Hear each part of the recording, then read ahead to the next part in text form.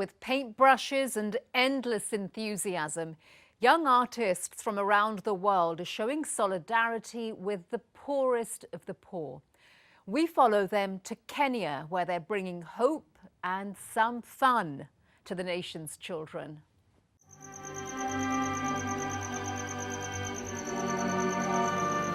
It's early morning in a small village near Mombasa, Kenya.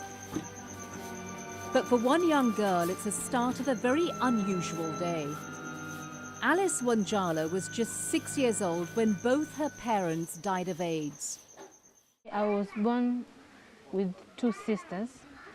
When my parents died, my auntie came and took me away. She went to live with her sick grandmother and her Aunt Agnes and her 5 small children. Life has been a struggle ever since for this large family. But today, Alice, now 14, is on her way to try out something new. Why do you use these images? It makes me feel happy. My expectation through this project is foster children to have their hope for future. I want them to have their dream. Jimin is one of 15 international artists who have volunteered to come to Kenya to share their skills with poor local children, many of whom, like Alice, are AIDS orphans. The artists from the Republic of Korea, the United States and the United Kingdom hope that through art the 200 children will not only learn new skills but also will start to think about and express their hopes for the future. Wow! The first step in making their dreams a reality. Jimin has been working with the project since 2011 and is the leader of the team. They can express themselves, that something that they hold into will naturally come out. When I look at children's drawing, it's very touching. One kid has HIV and his portrait looks different from other students. And this boy is not alone. Kenya is in the region with the highest incidence of HIV in the world. According to UNAIDS, more than 1.6 million people across sub-Saharan Africa are now living with HIV.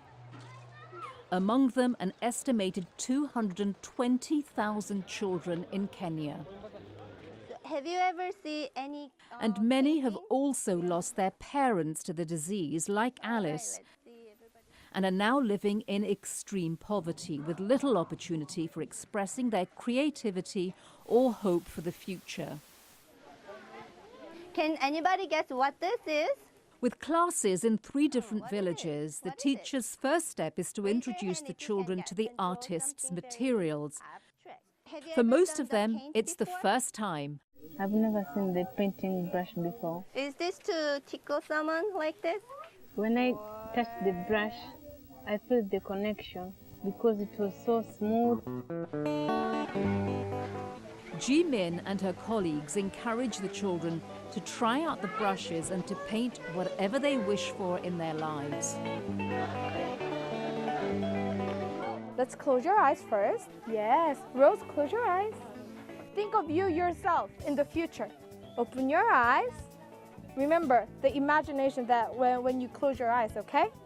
And now, draw your hope.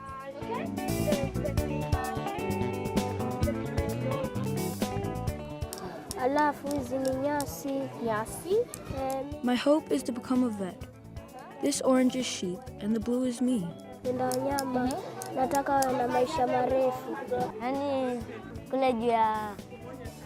I want to be a pilot.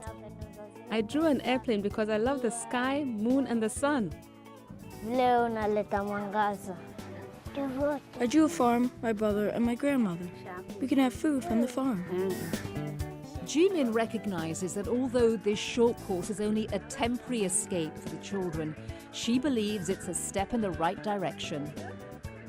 I don't think this short 5 days of workshop will change their entire life right away, but this will definitely influence them to think differently and let them to have imagination.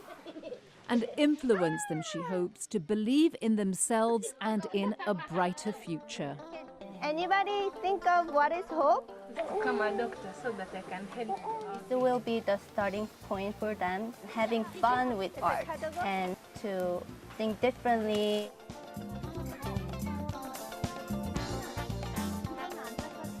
I learned you must think first and then you start feeling your feelings.